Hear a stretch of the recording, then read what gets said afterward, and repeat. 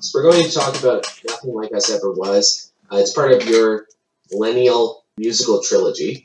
This is the first of them. It has 32, really 24 scenes in a reprise. It's a rock opera, but it also uses classical music and I think some religious hymns too throughout it. And also some rope jumping rhymes and so yes. I find it very interesting. I think that the rock part of it is a little more revelatory than some of the classical music, although I think those are used very well.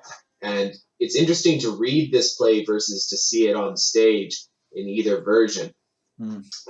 I think that it works sort of like a Shakespearean play in the high and low mix when you read it, but I think on stage it would look a lot different because either one or the other version would be used.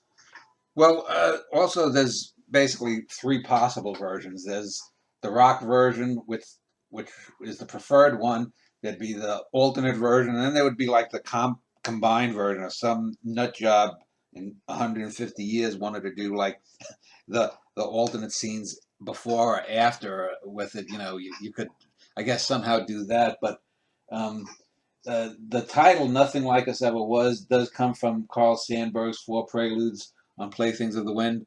And I think I've mentioned this before to you. I don't know if on camera. I think that's probably the best poem of Sandburg's. It's the richest, deepest poem that he ever wrote, and it's a poem that deals with a lot of the same things that Eliot's The Wasteland dealt with, but it does it much better. It's a much better poem than The Wasteland, and that's the title not only comes from that, but so does the epigraph, which is, "And the wind shifts, and the dust on the doorsill shifts, and even the writhing of the rat footprints tell us nothing, nothing at all about the greatest city, the greatest nation, where the men listened and the women warbled," which to warble means to sing. So this is a really good quote because this is about the late 60s, early 70s time, the age of Aquarius, the summer of love, the hippie movement, the anti-Vietnam, the civil rights, the Watergate stuff.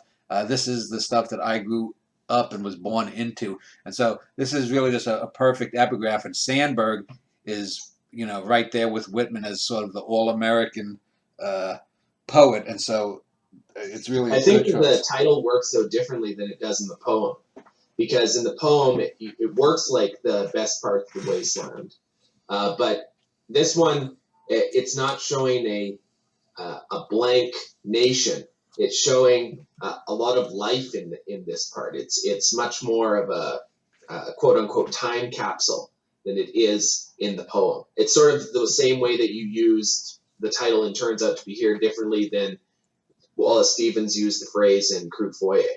Yeah, well, you don't want to just recapitulate things totally.